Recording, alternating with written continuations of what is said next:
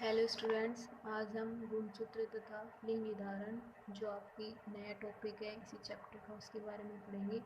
इससे पहले आपने मानव में सहप्रभाविता बहुविकल्पी एलील के बारे में पढ़ा था, जिसमें ए बी ब्लड ग्रुप के बारे में आपको बताया था। यह आपका एक नया टॉपिक है गुणसूत्र तथा लिंग निर्धारण। जैसा कि आप जानते हैं कि मानव में कितने गुणसूत्र होते हैं। मानव में 46 गुणसूत्र होते हैं। ठीक है, 46 गुणसूत्र होते हैं या 23 जोड़े,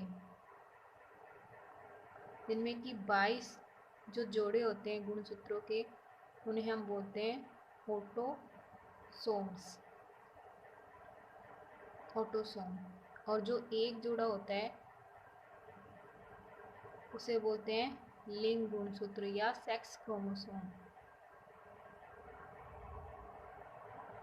ठीक है, गुणसूत्र कितने होते हैं मानव में? 46 गुणसूत्र या 23 जोड़े, जिनमें कि 22 जोड़े कैसे होते हैं? ऑटोसोम्स माने वे एक जैसे होते हैं। एक्स एक्स गुणसूत्र मतलब कि यदि पुरुष है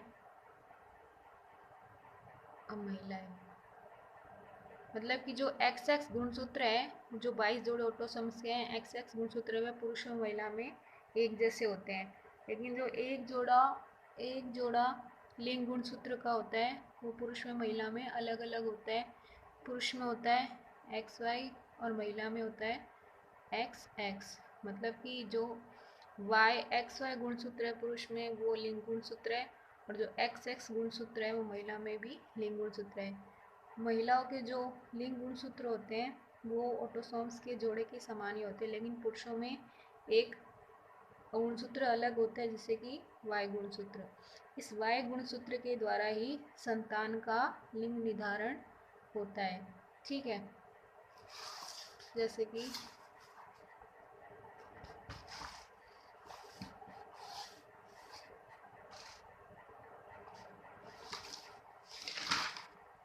इसे आप एक चार्ट के द्वारा समझ सकते हैं।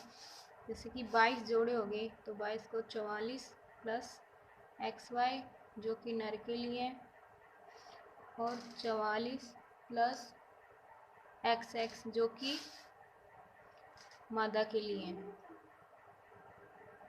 इनमें जब अर्धसूत्री विभाजन होता है तो ये आधे आधे बढ़ जाते हैं। 22 प्लस एक्स और 22 प्लस वाई, मतलब कि जो नर में 44 प्लस एक्स वाई थे, जब इनमें अर्धसूत्री विभाजन की क्रिया हुई तो ये टुकड़ों में बढ़ जाते हैं 22 प्लस एक्स 22 प्लस वाई। ऐसे ही मादा में जब अर्धसूत्री विभाजन की क्रिया हुई, जो ये जोड़ों में जोड़े होते हैं वो टूट जाते हैं। इसमें 22 प्लस एक्स और इसमें 22 प्लस एक्स। ठीक है, मतलब कि जो नर होता है उसमें 44 गुणसूत्र होते हैं और एक लिंग गुणसूत्र होता है जो कि एक्स वाई। मादा होती है उसमें भी 44 गुणसूत्र ऑटोसोम्स वाले होते हैं और एक लिंग गुणसूत्र है एक्स एस का। अब इनमें जब अर्धसूत्री विभाजन की क्रिया होती है तो ये 22 प्लस एक्स 22 प्लस वाई, नर वाले में विभाजन हो गया। ऐसे ही मादा वाले में 22 प्लस एक्स 22 प्लस एक्स। इसमें एक्स वाई है क्योंकि इसमें लिंग गुणसूत्र एक्स वाई है। मादा में एक्स एक्स है तो एक्स एस। जब आप संतान उत्पत्ति होती है तो किस प्रकार की क्रिया होती है? मतलब युग्मक निर्माण के समय जो नर का एक एक्स ये गुणसूत्र है, युग्मक बने हैं, उसमें मादा की इस गुणसूत्र से क्रिया होगी तो 44 plus x x,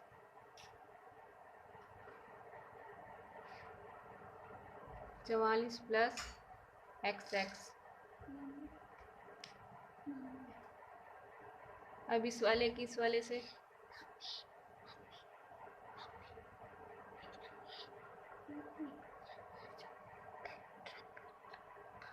44 plus x Y. अब आप इस चार्ट को देखोगे तो आप देखोगे जिसमें 50% संतति कैसी होती है मादा की, 50% संतति कैसी होती है नर की। ठीक है, मतलब कि जो गुणसूत्र लिंग निर्धारण होता है उसको इस चार्ट के द्वारा भी समझ सकते हैं। मानव में 46 गुणसूत्र होते हैं जिसमें कि 23 जोड़े होते हैं। 22 जोड़े नर व मादा में एक समान होते हैं और एक जोड़ा होता है वो लिंग गुणसूत्र का, वो अलग होता है। पुरुष में होते हैं एक्स वाई लिंग गुणसूत्र, मादा में होते हैं एक्स एक्स लिंग गुणसूत्र। जो मादा में एक्स एक्स लिंग गुणसूत्र है वो ऑटोसोम्स के एक जैसे ही होता है। जब इनमें 44 प्लस एक्स वाई और इसमें 44 प्लस एक्स एक्स में जब अर्धसूत्री विभाजन होते हैं तो ये टुकड़ों में टूट जाते हैं, और इनमें जब बाद में संतति निर्माण के समय इनमें आपस में क्रिया होकर जो संतति निर्माण होती है उसमें 50% मादा और 50% नर संतति का निर्माण होता है।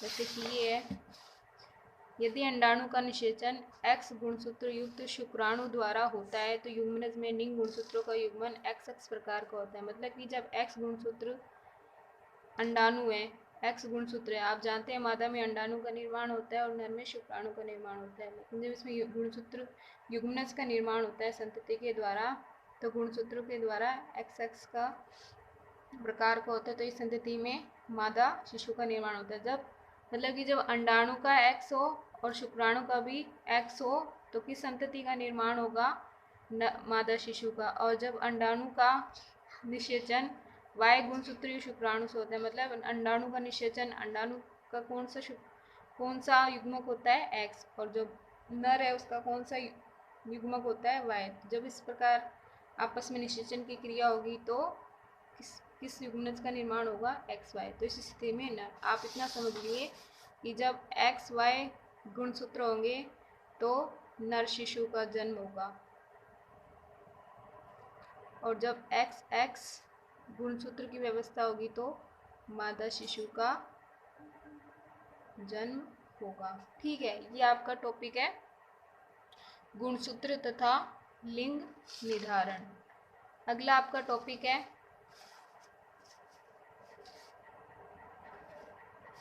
बहुजीनी या मात्रात्मक वंशागति।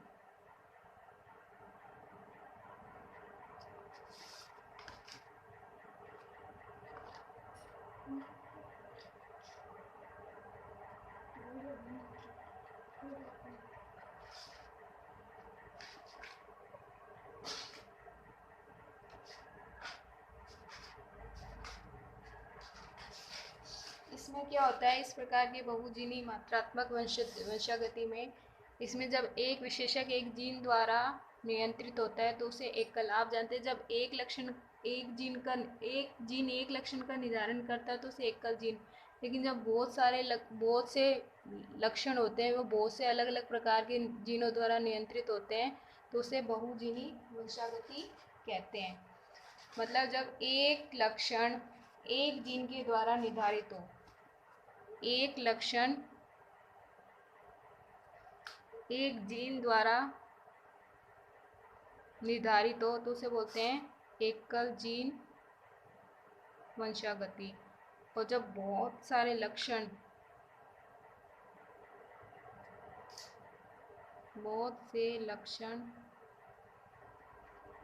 अलग अलग जीनों द्वारा हो तो उसे बोलते हैं बहुजीनी वंशागति। इसे आप एक सारणी के द्वारा या एक के द्वारा भी समझ सकते हैं। उसने मानव में जो त्वचा का रंग है उसे बहुजीनी को समझाया। मानव में त्वचा का रंग उसने दो प्रकार लिए मानव में त्वचा के रंग के, एक तो लिया ब्लैक जिसमें कि चारों कैपिटल है, और एक लिया स्मॉल। ठीक है, इसको आप प्रभाविता के नियम से, अपूर्ण प्रभाविता से, सह प्रभाविता से, आपको किसी से भी नहीं जोड़ना, ये उनसे एक अलग टॉपिक है। उसने बहुजीनी वंशागति को इस प्रकार समझाया था कि एक लक्षण एक जीन द्वारा नियंत्रित हो तो उसे एकल जीन वंशागति, जब बहुत से लक्षण अलग अलग जीनों द्वारा नियंत्रित हो तो उसे बहुजीनी वंशागति। उसने एक उदाहरण द्वारा समझाया, जो मानव में त्वचा का रंग होता है उसे इसके द्वारा समझाया था। उसने एक तो लिया कैपिटल ए कैपिटल बी, इसको उससे ब्लैक रंग के लिए प्रदर्शित किया, और इसमें स्मॉल ए स्मॉल बी उसको वाइट रंग के लिए। ठीक है, इसमें युग्मक निर्माण हुआ ए बी, इसमें युग्मक निर्माण हुआ ए बी। जब इसमें आपस में संकरण करवाया तो F1 पीढ़ी में ये प्राप्त हुआ। ठीक है। अब इसमें एक अलग सी चीज़ है, उसने कहा था जब चारों चिन्ह मतलब चारों अक्षर बड़े हो, मतलब जो चारों ये जो कारक है बड़े हो, जैसे कि A B E B B, ऐसी कोई व्यवस्था हो तो उसको लेना है अपने को ब्लैक रंग के लिए। जब तीन बड़े हो, मतलब कि तीन कारक बड़े हो, तो उस व्यवस्था को लेना है डार्क कलर के लिए। जब दो दो कारक बड़े हो, जैसे कि, तो उस व्यवस्था को लेना है मीडियम रंग, मीडियम कलर के लिए। और जब केवल एक बड़ा हो कारक, तो उस व्यवस्था को लेना है फेयर रंग के लिए। और जब कोई भी कारक बड़ा नहीं हो, तो उस व्यवस्था को लेना है वाइट रंग के लिए। ठीक है। अब उसने से इस सारी व्यवस्था को एक चेकर बोर्ड के द्वारा समझाया था, एक सारणी के द्वारा समझाया था।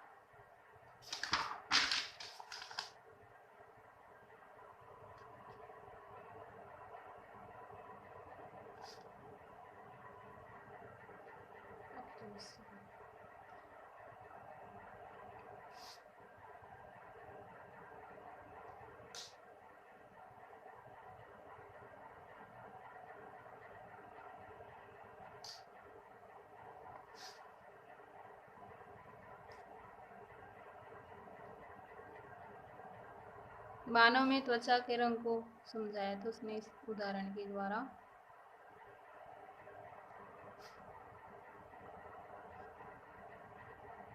ये प्रभाविता के नियम अपूर्ण प्रभाविता और नियमों से संबंधित नहीं है, उससे अलग है थोड़ा।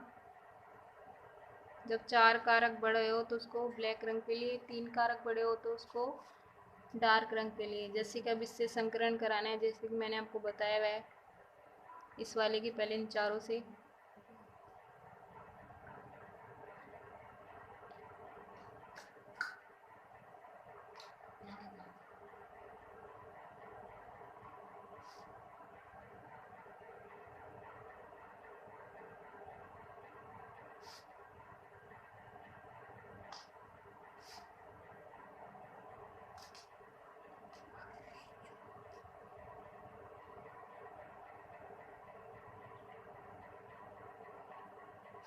इस वाले की इनसे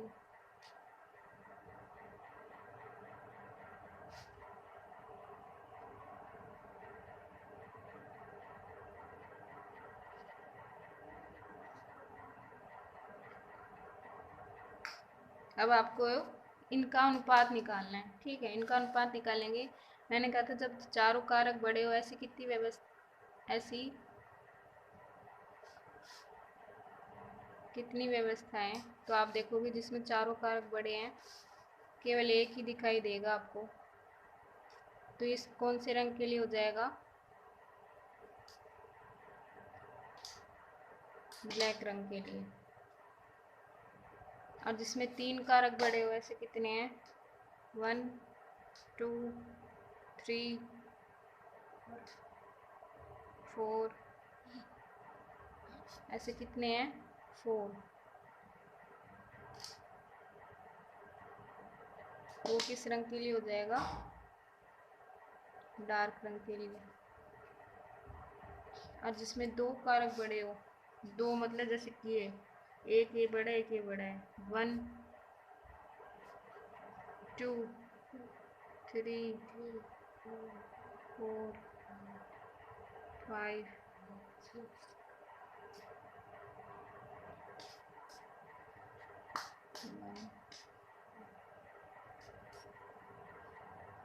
2 3 4 5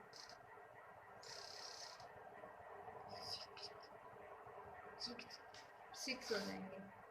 तो जिसमें तीन बड़े हो वो कैसे, जिसमें दो कारक बड़े हो वो किसके लिए आ जाएंगे? मीडियम के लिए।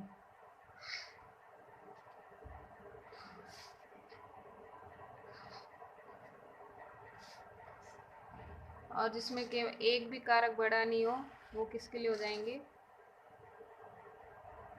वाइट रंग के लिए।